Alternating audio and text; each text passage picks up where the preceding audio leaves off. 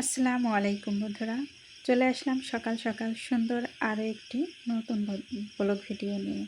আশা রাখি আজকের ভিডিওটিও তোমাদের অনেক অনেক ভালো লাগবে ইনশাল্লাহ। প্রিয় বন্ধুরা, সেজন্য সম্পূর্ণ ভিডিও দেখার অনুরোধ করছি। সকালে রান্নাবান্না করে নাস্তা সেরে সব কিছু গুছিয়ে চলে আসলাম আমার গাছগুলো পরিচর্যা করার জন্য। এখানে আমি একটা আলু বাড়িতে যাওয়ার আগে রেখে গিয়েছিলাম, আর সেই আলুর মধ্যে এতগুলো ডালপালা লতাপাতা ছাড়ছে, মাশাল্লাহ দেখতে কিন্তু অনেক অনেক সুন্দর লাগতেছে। তো আমি একটু দলা ধরে পাকিয়ে দিলাম যাতে এভাবে সুন্দর করে গুচ্ছ নিয়ে ওঠে। এরপর চলে আসলাম মোরাব্বা তৈরি করতে। আমি আমগুলো এভাবে ছুলে কেচে নিয়েছি। তো কেচে নিয়ে তারপরে কয়েকবার ধুয়ে তারপরে ভালো করে চিপড়িয়ে নিয়েছি। মোরাব্বা তৈরি করতে আঁশালা আম হলে ভালো হয়, এভাবে খুলে যায় না। আমার আমগুলো জুসি আম, একটু আঁশ নেই, যার কারণে এভাবে ছুটে ছুটে গেছে আর কি। এখন আমি এখানে দিয়ে দিচ্ছি 1 গ্লাস পানি।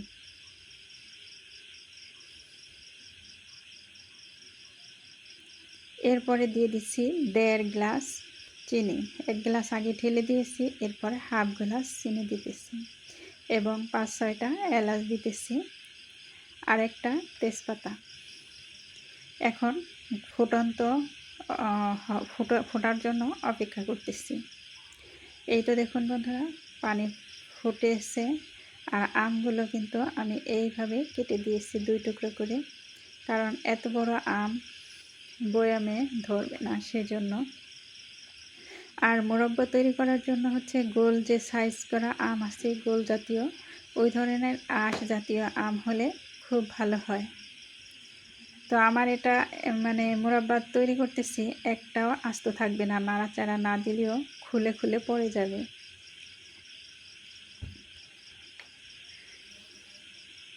তো আমি এখন ঢেকে দিয়ে সুন্দর করে রান্না করে নেব।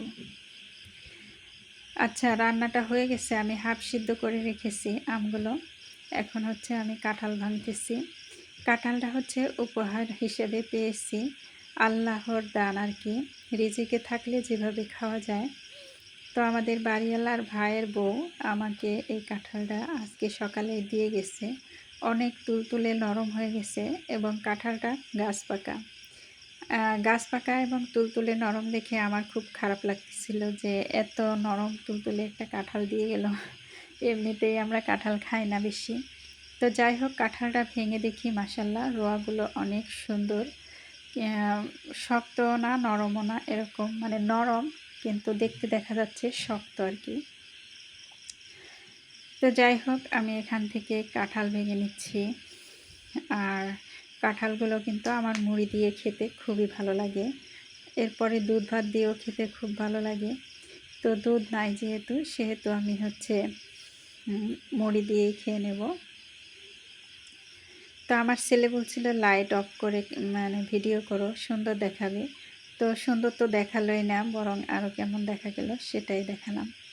তো যাই হোক, হঠাৎ করে আমার সাহেব ফোন করলো। আমি বাজারে যাব, টঙ্গীতে যাব আর কি, বিশেষ একটা কাজে। তো বিশেষ কাজে যাচ্ছি, আর এই দেখুন গাড়িতে উঠতেই প্রচুর বৃষ্টি নামতেছে। এই যে দেখুন, আমরা কিন্তু একটুখানি ফাঁকা ছিল, সে ফাঁকা দিয়ে তোমাদেরকে আর কি দেখালাম।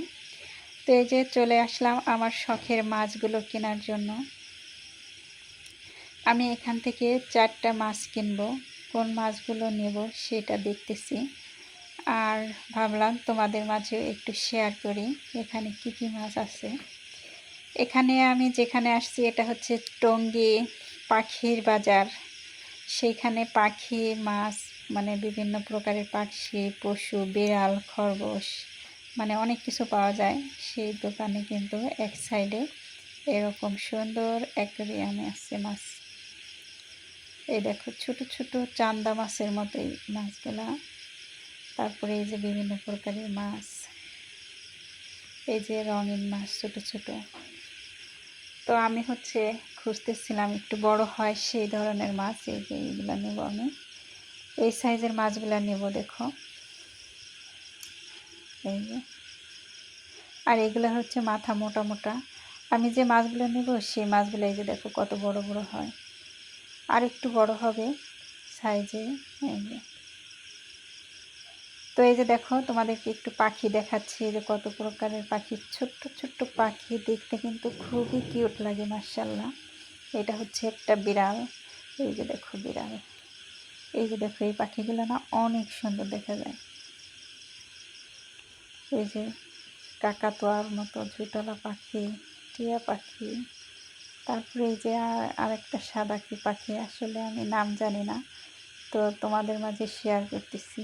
দেখো কত বড় দোকান আর কত প্রকারের পাখি। দেখো এই যেখানে কবুতর আছে, বিভিন্ন প্রকারের কবুতর আছে। তো এই যে দেখো একটা বিড়াল ঘুমিয়ে আছে। তো যাই হোক, সবশেষে চলে আসলাম বাড়িতে। এই যে দেখো আমাকে কিভাবে পলিথিনে করে তারপরে এই যে 4টা মাছ দিয়েছে। এই মাছগুলো যদি সুন্দরভাবে পরিচর্যা করতে পারি আর যদি ভালো থাকে, ইনশাল্লাহ আমি আরও মাছ কিনবো। দোয়া করো তোমরা আমার মাছের জন্য এবং আমার জন্য। আমরা যেন সবাই সুস্থ থাকি এবং ওদের সেবাগুলো ঠিকমতো নিতে পারি। আপাতত আমি একটা বালতির মধ্যে পানি দিয়ে দিয়েছি, ট্যাপ থেকে সরাসরি এনেছি, আর এই বালতিতেই রাখবো আপাতত। এরপর হচ্ছে পুকুর তৈরি করতেছি, সেই পুকুরটা রেডি হলে ওখানেই ছাড়বো। তো এই যে দেখো আমি পানির মধ্যে মাছগুলো দিয়েছি, আর মাছগুলো দেখো কত সুন্দর করে চলতেছে। নতুন জায়গায় এসেছে, নতুন অতিথি, মাশাআল্লাহ। তো মাছগুলো খুবই চঞ্চল, ওরা দেখো এখানে নেমেই মানে নতুন জায়গা পেয়েও নড়াচড়া করতেছে সুন্দর।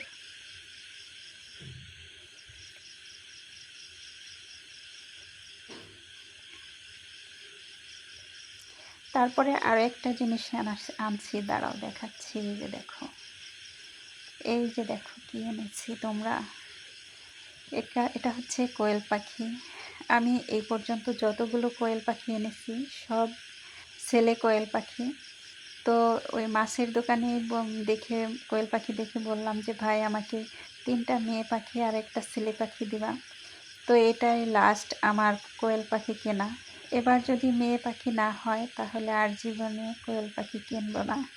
তোমরা দোয়া করিও বন্ধুরা, যেন আমার কোয়েল পাখি মেয়ে এবং ছেলে মিক্স থাকে। তো এই যে দেখো ওদেরকে খাঁচায় ছেড়ে দিয়েছি, আর ওরা সুন্দর শরীর ঝাড়া দিয়ে করতেছে। তো নতুন অতিথি এলো আমার বাগানে আর কি, মাছ, তারপরে হচ্ছে কোয়েল পাখি, গাছগাছালি।